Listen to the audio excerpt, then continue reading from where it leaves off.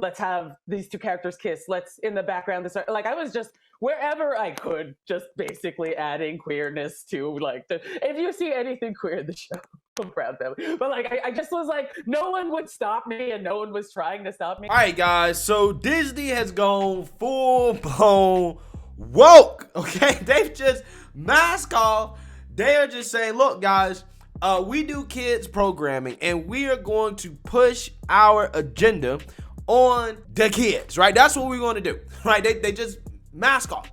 Okay, now the initial mask off moment was their opposition to the parental rights and education bill out in Florida, right? That Ron DeSantis has signed into law, and Disney has pushed back against that heavily because allegedly there was some LGBTQ employees that were pressuring the CEO and executives at Disney to speak out against the bill that they have incorrectly dubbed the Don't Say Gay bill.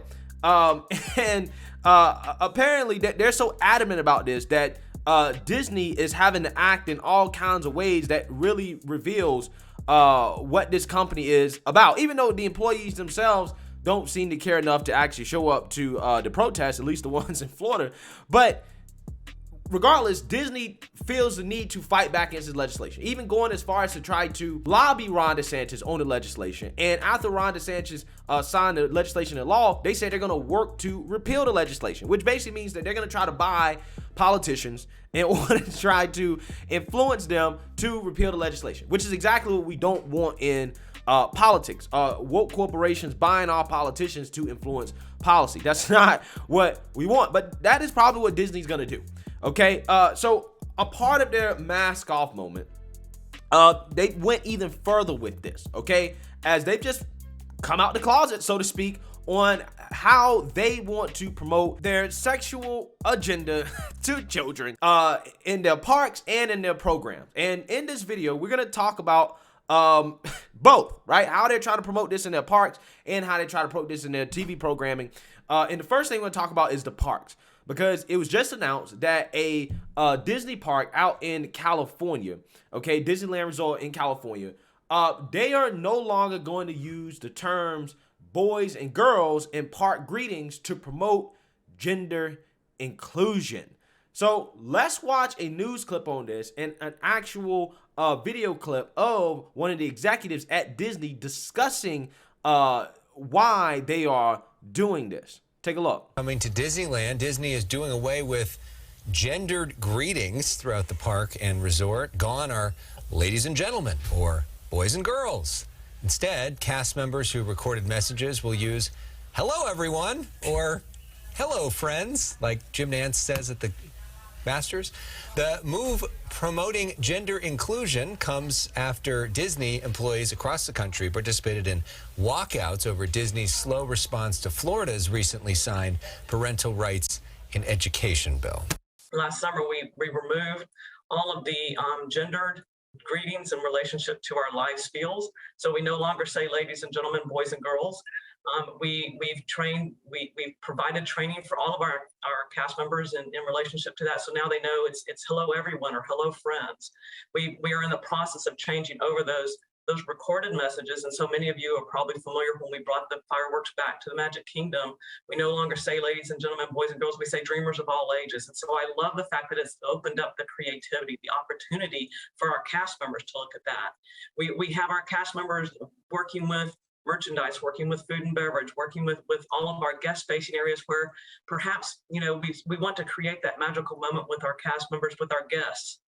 And we don't want to just assume because someone might be in our interpretation, maybe presenting as female, that they may not want to be called princess. So let's think differently about how do we really engage with our guests in a meaningful and inclusive way that makes it magical and memorable for everyone. Bro, I just don't get it. I just don't get it. I don't understand. I really don't.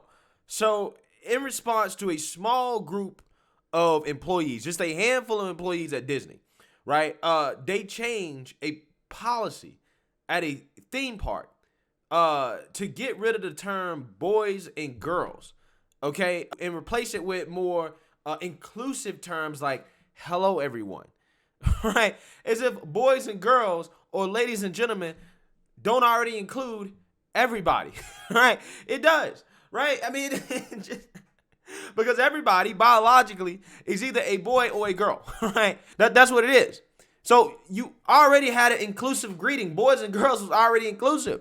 But again, what this really is, this is a part of the agenda, right? This is a part of the agenda to expose these children, right? The primary customers or the people that they're marketing to at these theme parks. It is to expose them to this agenda that they have, right? This agenda that apparently they're very passionate about. They're very passionate about young children being exposed to sexual concepts, right? Like sexual orientation and gender identity at a young age. A young age as young as kindergarten. Disney has come out and openly supported that, right? And it is no surprise, right? It should be no surprise that this is now showing up in their programming as well, as Disney is having a out of the closet moment here and letting us know how they really want to push this, not only in their theme parks, but also in their children's programming too. Take a look.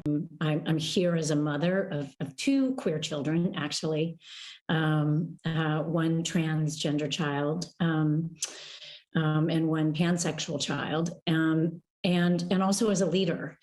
And that was the thing that really got me, because I have heard so much from so many of my colleagues over the course of the last couple of weeks, in open forums and through emails and phone conversations. And I feel a responsibility to speak, not just for myself, but for them, to all of us. We had an open forum last week at 20th where, again, the home of really incredible, groundbreaking LGBTQIA stories over the years, where one of our execs stood up and said, we only have a handful of queer leads in our content. And I went, what?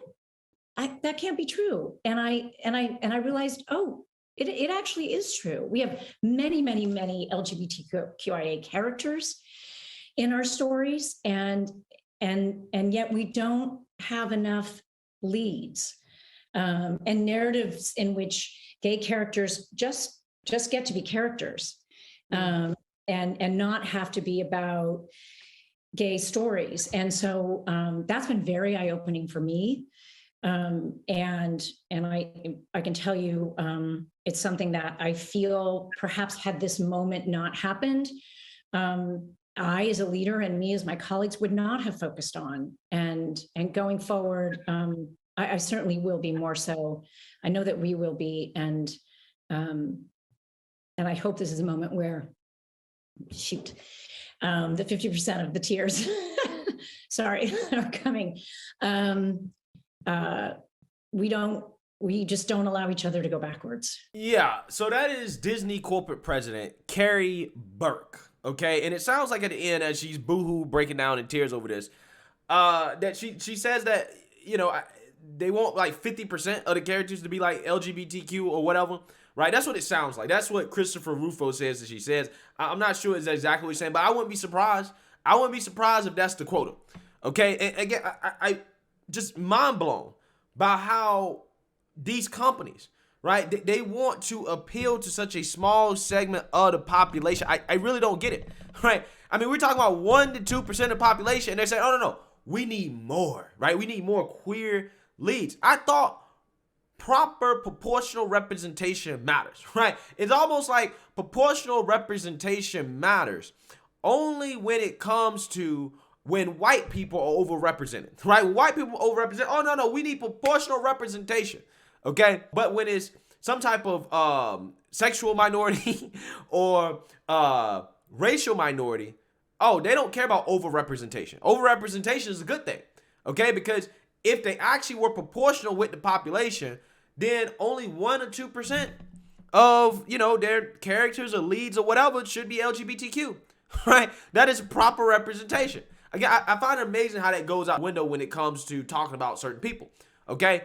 But it seems to me, this woman, because she has children that are part of that community, again, God bless her soul, she is taking on this burden, right? And she wants to put that burden on everybody else, right? She wants to put that burden on families across America and expose children to content that parents might not necessarily like because, hey, my kids are queer, right? And that's kind of what it sounds like, right? I mean, this right here, what Disney is doing, again, it is a out of the closet moment, just flat out saying, no, we're all about kids having conversations and learning and being exposed to sexual topics, right? And gender identity and stuff like that. We're all about that stuff. Okay, and we're talking about kids, again, as young as kindergarten, bro. It's almost like you can't get away from it. What are you supposed to do as a more conservative or sane parent that doesn't necessarily believe in their child being exposed to this stuff at a young age? What are you supposed to do, right? You can't even have your kid watch Disney, okay, without them potentially being exposed to the gay BCs, okay? Or a queer version of Mickey Mouse, right? And here's the thing. I'm not saying that you can't have those characters, okay? That's not what I'm saying. I'm not saying you can't, but the problem is that it's overt. When you overtly are pushing it, and it's everywhere now, right? And you're changing society and what we traditionally know and love, all to try to appease to a very small portion of the population.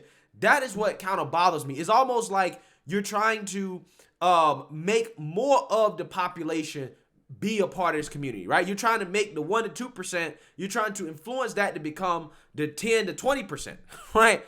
That's what it seems like it is. You're trying to influence children to have these conversations and to be a part of these communities that they're just quite simply too young to understand, right?